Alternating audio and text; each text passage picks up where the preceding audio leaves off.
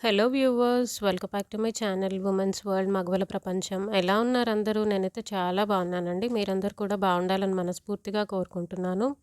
ఇవాల్టి మన వీడియోలో దేవుళ్ళకు అరటి ఆకులోనే నైవేద్యం ఎందుకు సమర్పిస్తారో తెలుసుకుందాము. మరి ఇంకెందుకండి ఆలస్యం, వెళ్ళిపోదాం పదండి వీడియోలోకి. Let's get in to the video.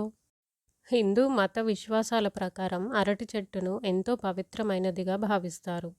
Hindu పురాణాల ప్రకారం అరటి ఆకులలో శ్రీ మహావిష్ణువు, మహాలక్ష్మి నివాసం ఉంటుందని నమ్ముతారు. అందుకే దేవుళ్లకు పూజలు చేసే సమయంలో, ఏదైనా శుభకార్యాలు ప్రారంభించేటప్పుడు, నైవేద్యం సమర్పించడంలో, పూజ చేసే సమయంలో వీటిని ఖచ్చితంగా వాడతారు. అంతేకాదు, అరటి చెట్టు ఆకుల నుంచి సానుకూల శక్తి ప్రవహిస్తుందని చాలామంది నమ్ముతారు.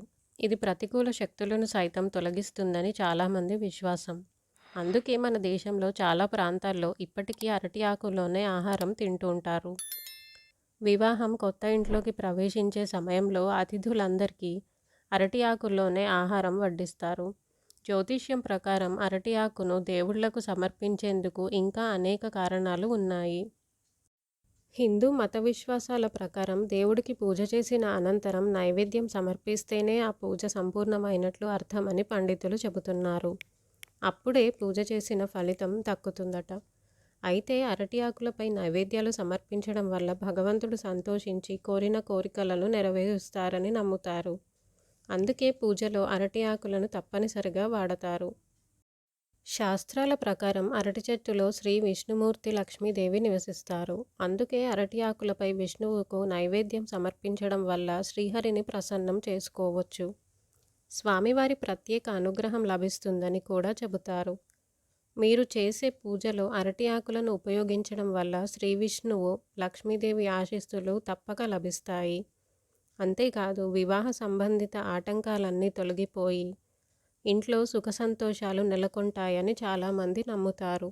లంబోదరుడికి అరటి పండ్లు అంటే చాలా ఇష్టం. అందుకే అరటి ఆకులలో నైవేద్యం సమర్పించడం వల్ల జీవితంలో ఎదురయ్యే కష్టాలన్నీ తొలగిపోతాయి.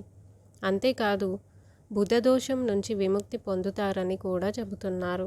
లక్ష్మీదేవిని ప్రసన్నం చేసుకునేందుకు కూడా అరటి ఆకులపై నైవేద్యం సమర్పిస్తారని పెద్దలు చెబుతున్నారు. ఇలా చేయడం వల్ల ఒక వ్యక్తి జీవితంలో ఆర్థిక సమస్యలనేవి ఎదురుకావు. అంతేకాదు, ఆర్థిక సంక్షోభం నుంచి కూడా బయటపడతారని నమ్మకం.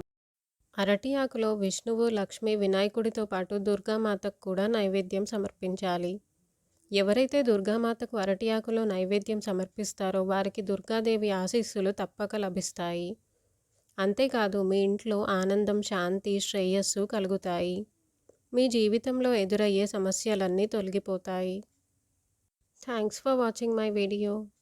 నా ఈ వీడియో కనుక మీకు నచ్చినట్టయితే తప్పకుండా లైక్ చేయండి, షేర్ చేయండి, కమెంట్ చేయండి. అలాగే మరిన్ని మంచి వీడియోస్ కోసం నా ఛానల్ను తప్పక సబ్స్క్రైబ్ చేయండి.